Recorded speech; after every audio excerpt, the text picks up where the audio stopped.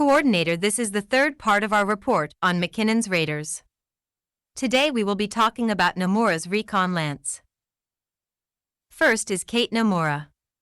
She has just returned to duty with McKinnon's Raiders. She was seriously wounded at Drango's farm and lost her right arm. The amputated arm was replaced with a bionic substitute, and it took her over a year to recuperate.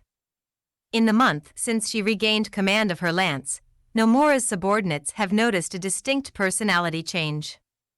She remains an aggressive, talented commander, but has become strict, severe, and almost inhumanly unapproachable. Her mech warriors have also noticed that she is much more interested in mech maintenance work than she was before Drango's farm.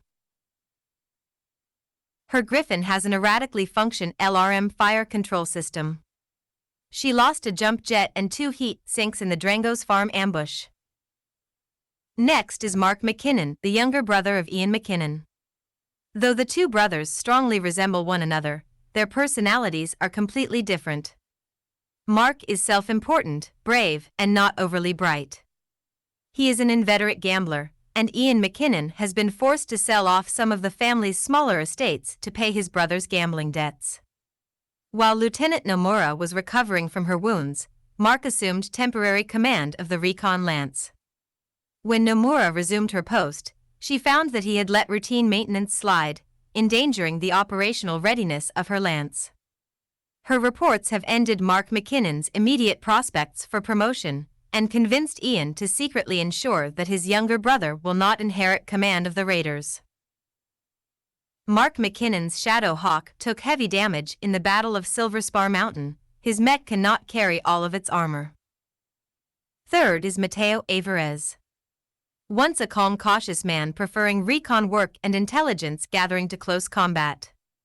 Recently, however, he has begun taking increasingly risky assignments such as trying to draw fire from concealed enemy Mechs, taking the lead while advancing into suspected minefields, etc. He has been forced to take these risks in an effort to regain his lost honor. After the Battle of Butte Haven, Nomura tried to have Alvarez court-martialed for cowardice. She accused him of deliberately overheating his mech in an attempt to avoid combat. McKinnon's intervention quashed the court-martial proceedings, but left Alvarez with a tarnished reputation. Alvarez's Wasp has 2 heat sinks out of commission. Last is Robert Gray. He is a hunter. Solitary and moody away from his mech, Gray comes alive. In battle, he enjoys the long wearying hours involved in stalking other light mechs, and he revels in outwitting and outmaneuvering heavier, thunder-footed mechs. He is an expert gunner and justifiably irritated with the power circuit failures suffered by his Stinger medium. Laser. Using captured weapons, he has already replaced the laser 3 times, but to no avail.